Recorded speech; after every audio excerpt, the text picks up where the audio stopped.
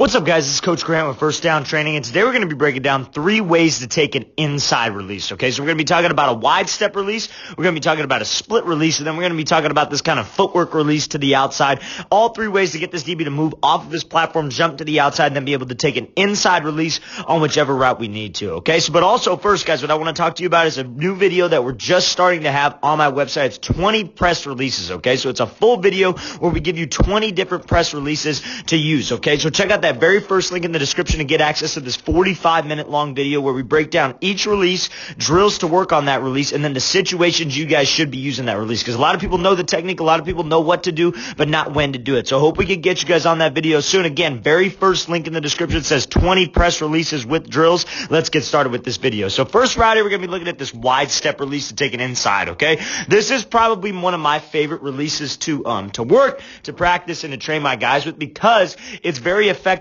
if done correctly, right? And especially when you got a situation where this DB is reacting off of you, game situation, pads on, everything. He wants to maybe be physical, but he's got to react off of you, right? So now this wide step, what a wide step is exactly how it sounds. You're stepping with the back leg outside of this DB's frame, okay? Because the whole goal is to get him to jump off this platform and make him think fade or make him think like single jab to the inside, and we're just going speed release right now, right? So that's what this receiver does. This is a perfect execution of that wide step because I want you to see his first step. You see how he takes this little subtle, like little jab to the inside, not really trying to move this DB, not trying to step outside of his frame. It's like he's stepping right down the middle, like, I don't know. If you can drive, you understand this, right? You're like in the middle lane, then you get the left lane, then you get the far right lane, right? And now you want to step in that middle lane and throw your back foot to that far left lane. Because if you could step outside of this DB's frame, that's what threatens him, right? But again, where's he supposed to be looking? He's supposed to be looking at your hips. He's supposed to be watching that number. So if you sell with your upper half to the outside, that's more likely to get him to jump. Because what am I trying to sell again? Just one quick jab. I'm trying to sell like I'm just going to the outside. So you see how this receiver does a great job of stepping outside the frame.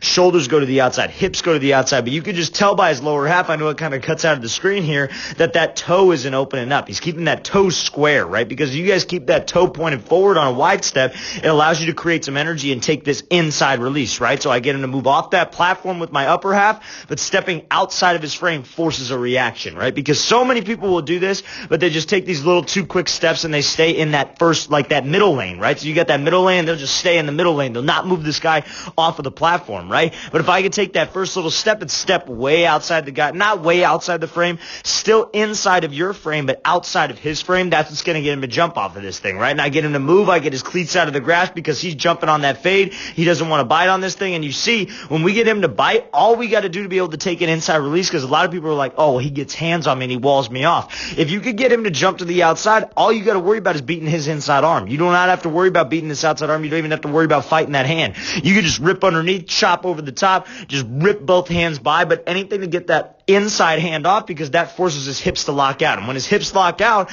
I can push up vertical and take that inside release and get some separation. Now, when I'm in this position, I can do whatever I want with them. I can work a rocker step. I can just break this thing off one cut. I can just go fade, work to restack. You can do a lot of different things from this situation. That's a great job. So first way to take an inside release is this wide step. Let's watch it again. So wide step, get him outside that frame, break to the inside, and then go. So now we're going to be looking at a split release here. Okay, so this is a common question that I get asked a lot. How do I work a split release? What's a split release? What's the technique behind a split release? And that's what we're going to be talking about today and just kind of when to use it. So let's watch it full speed. So he gets a split, takes the inside, shoulder reduce, and work back to restack. Biggest thing on that split release is you guys got to work to restack. That is number one. Number one thing is work to restack on a split. So what a split release is same thing, exactly how it sounds. Now you could take an outside release off a split release as well.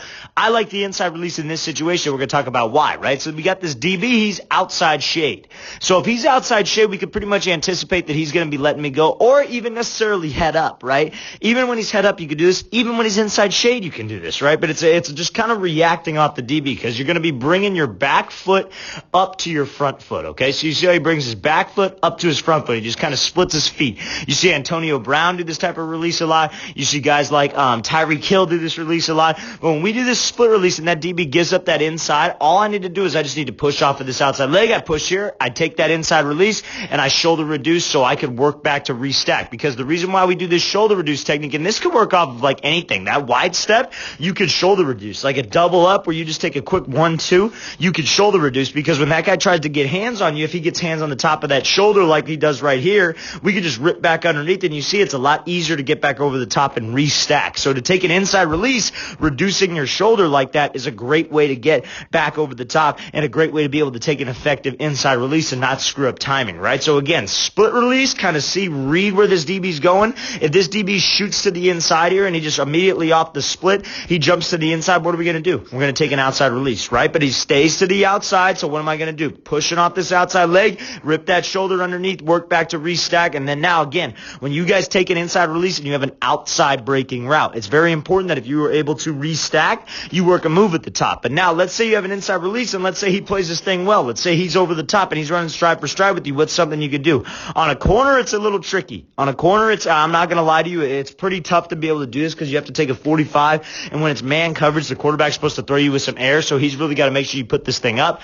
But if it's like a speed out route, let's say it's like a speed out 10 yards or cutting flat at a 90, and this guy plays it well, what's something you could do if you don't restack?